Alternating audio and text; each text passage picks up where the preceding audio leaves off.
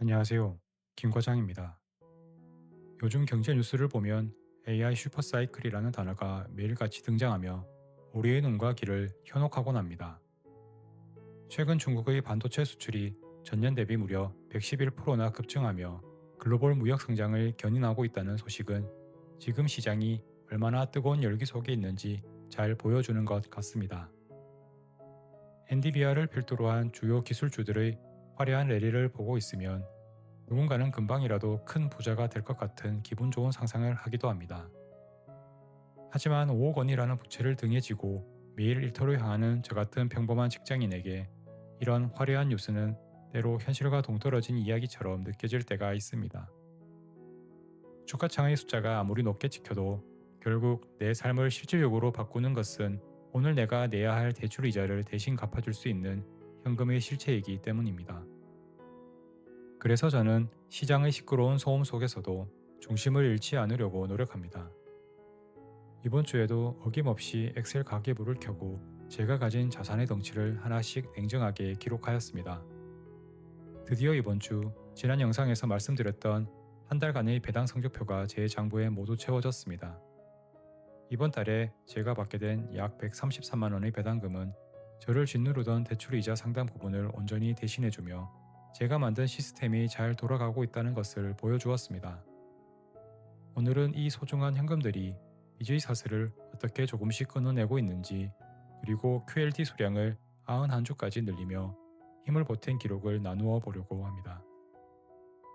이번 주 저의 총 부채 잔액은 지난주와 동일한 4억 5,825만 원을 유지하고 있습니다. 지난주 아파트 담보대출 원금을 29만 원 깎아내며 8,400만 원대에 진입한 이후 이번 주는 추가적인 상환 일정 없이 다음 달의 원리금 상환일을 조용히 기다리고 있는 상태입니다. 누군가는 부채가 줄어들지 않은 이번 주가 조금 답답해 보일 수도 있겠지만 저는 이 멈춰있는 숫자를 보며 오히려 안도감을 느낍니다. 정해진 궤도 안에서 시스템이 조용히 다음 상환을 위해 힘을 응축하고 있다는 뜻이기 때문입니다. 반면 저희 핵심 자산인 QLD는 이번 주에 5주를 더 사들이며 총 91주라는 새로운 기록을 세웠습니다. 평가금의 기준으로 약 1262만 원의 규모를 갖추게 되었습니다. 시장이 출렁일수록 사람들은 조금이라도 더 싼 가격에 사기 위해 기회를 엿보지만 저는 저의 노동력이 온전하게 보존된 이 시간을 활용해 수량을 하나라도 더 보태는 것에만 집중하였습니다.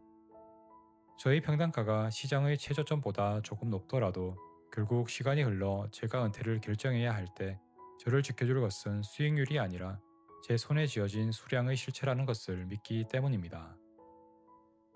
드디어 이번 주 월 초에 집중되어 있던 커버콜 종목들의 배당금이 하나둘 입금되며 입체적인 현금 흐름 지도가 그려졌습니다.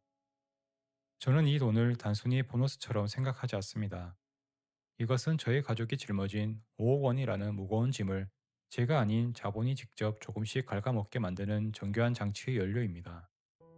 이번 달에 들어온 약 133만 원의 배당금은 제 월급 봉투가 겪어야 했을 이자의 고통을 상당 부분 덜어주었습니다.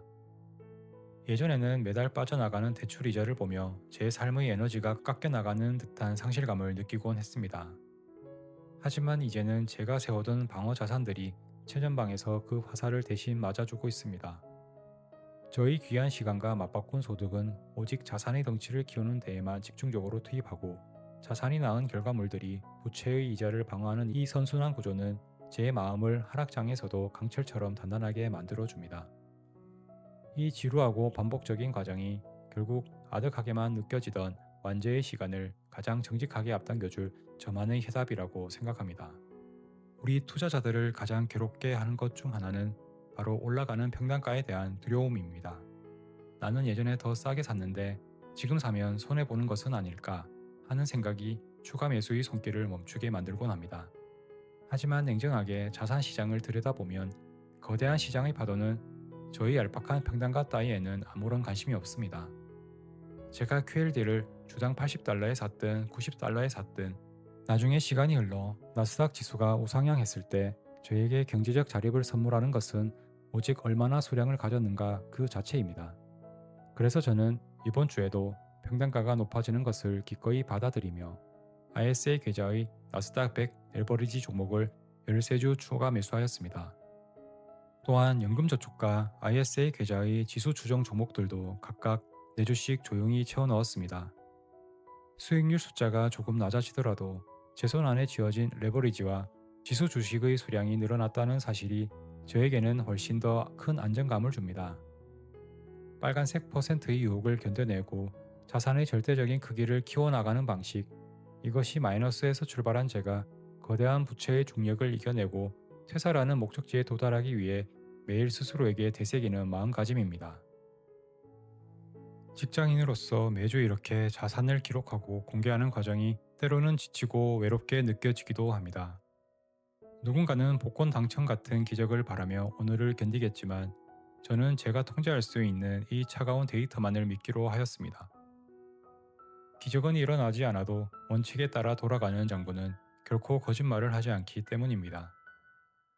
매달 들어오는 배당금으로 이자의 사슬을 끊고 남은 힘을 모아 공격 자산의 수량을 한 주씩 보태가는 이 여정의 끝에는 분명히 제가 꿈꾸던 퇴사의 날이 기다리고 있을 것입니다.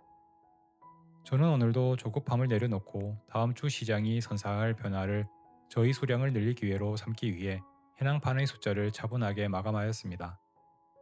다음 영상에서는 이렇게 계속 모아가는 레버리지 계좌가 예상치 못한 시장의 검은 벽조를 만났을 때 실제로 어떻게 비중을 조절하며 살아남는지 저만의 구체적인 위기관리 계획을 공유해 보겠습니다. 앞으로도 퇴사를 위한 준비 과정을 여러분과 함께 기록하도록 하겠습니다. 끝까지 시청해 주셔서 감사합니다.